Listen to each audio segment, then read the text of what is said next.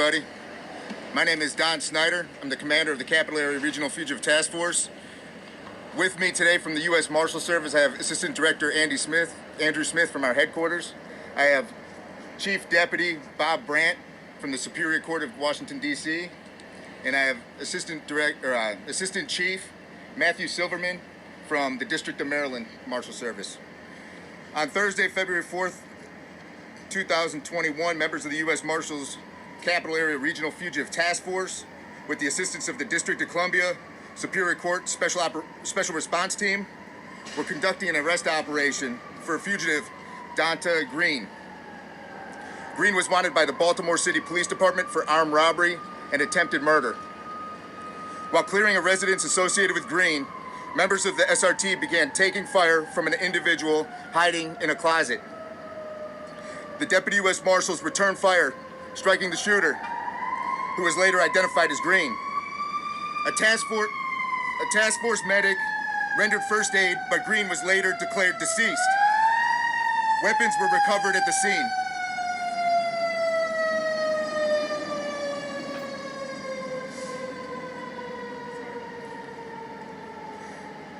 So as I stated previously, weapons were recovered at the scene. One Deputy U.S. Marshal was shot and seriously injured. The task force members evacuated him from the scene with gunshot wounds to the University of Maryland R. Adams Cowley Shock Trauma Center. The Deputy U.S. Marshal is currently out of surgery and receiving critical care by the wonderful staff at Baltimore Shock Trauma. The entire U.S. Marshal Service family paused this morning to pray and hope for a positive outcome for our Deputy Marshal and his family.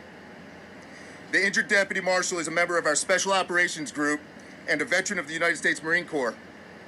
Due to privacy and other concerns, the U.S. Marshal Service will not identify officers involved in the shooting before the conclusion of all investigations into the matter.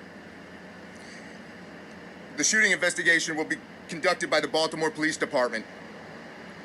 I just wanted to say thank you to the Baltimore Police Department and to the Mayor's office and to the Shock Trauma for all of the support that they've given to us. I want to thank Chief Brandt and Chief Silverman and Assistant Director Smith for just all the support that the Capital Area Regional Fugitive Task Force has received today. And now I'd like to turn over the dais to Commissioner Harrison from Baltimore PD. Sir? Thank you and good afternoon. Our thoughts and prayers are with the U.S. Marshal, who's now recovering. We certainly pray for a full and speedy recovery. Special thanks, as always, to Dr. Scalia and his team for the work they're doing, and thank you to the U.S. Marshals for their partnership. We can confirm that the warrant was obtained by our detectives for 30-year-old Donta Green.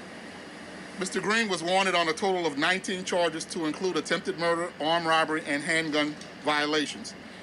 On Saturday, January 30th, Mr. Green fired at BPD officers at a grocery store in the 5600 block of the Alameda. Since then, our warrant apprehension task force have been actively looking to apprehend Mr. Green. Their investigation led them to the home in the 1400 block of North Mount.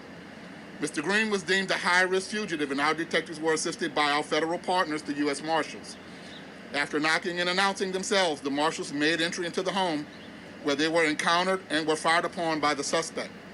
Marshals returned fire, fatally wounding the suspect. One Marshal was struck and is now being treated, as you've already heard here, at Shock Trauma. It goes without saying, going after violent offenders is one of the most dangerous jobs in America. Yesterday, we lost 2 federal enforcement officers, and several others were wounded, and our thoughts and prayers are with them also. Once again, our thoughts and prayers are with the Marshal and his family, praying for a speedy recovery. I turn it over to our Mayor. Thank you, Mr. Commissioner. And first, the entire city of Baltimore's thoughts and prayers are with the Deputy Marshal. We wish him and pray for a full and speedy recovery for him. Again, this is a very dangerous situation, and we have to remember that we will be going after these violent criminals, but remember, those who are going down and trying to track those folks down who want to recklessly act with firearms in our city are heroes, because we know that people are not always going to go in an easy way. We want to also pray for everyone impacted, the families, the community that's going to be traumatized by a situation like this. But be very thankful to Dr. Scalia and his team for their work as always. This is an incident that we just had this weekend, and it shows how proactive the department is being in going after those who are recklessly acting with abandon with the safety of their fellow Baltimoreans, and it's something that we will not tolerate.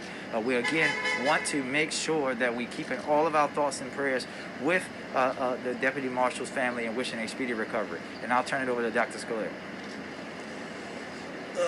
Good afternoon. We are, I guess, here doing this one more time.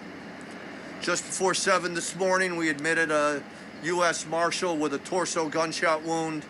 He was quite sick when he got here. We got him rapidly evaluated and into the operating room. We are done with his surgery. He is up in the intensive care unit, but still on life support. He has gotten and will continue to get the 150% that is the shock trauma center. We're very hopeful, but you just never know. It's just too early. I'd really like this to be the last time I have to walk up here and do this, but that's not likely to happen. It's really